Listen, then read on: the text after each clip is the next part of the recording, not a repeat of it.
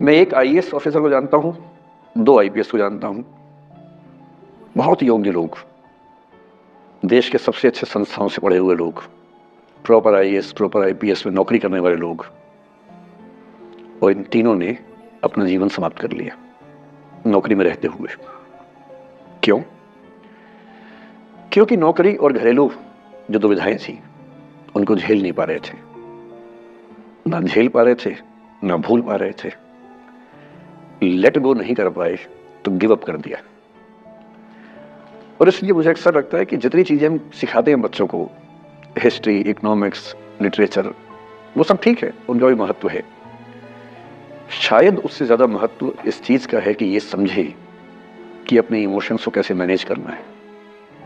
जब जीवन में ऐसा लगे कि सब खत्म हो गया है, जब जीवन में लगे कि बहुत टॉक्सिक किस्म की लाइफ हो गई है, उससे बाहर कैसे निकलें, शायद ये सबसे महत्वपूर्ण लेसन होता है जो हम सबको सीखना चाहिए।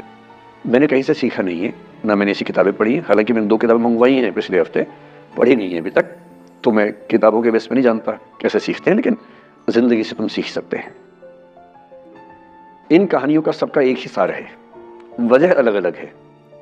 एक व्यक्ति ने इसलिए अपना जीवन समाप्त किया कि वो रिश्ता उसके हाथ से छूट रहा था।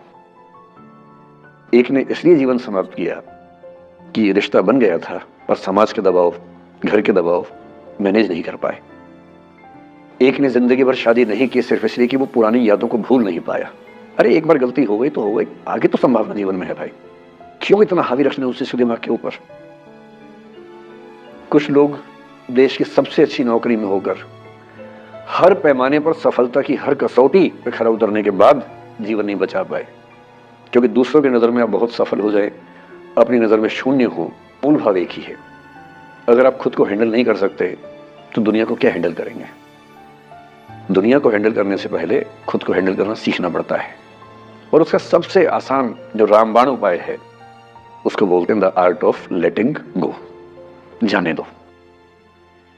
वो अफसाना जिसे अंजाम तक लाना ना हो मुमकिन, उसे एक खूबसूरत मोड़ देकर छोड़ना अच्छा।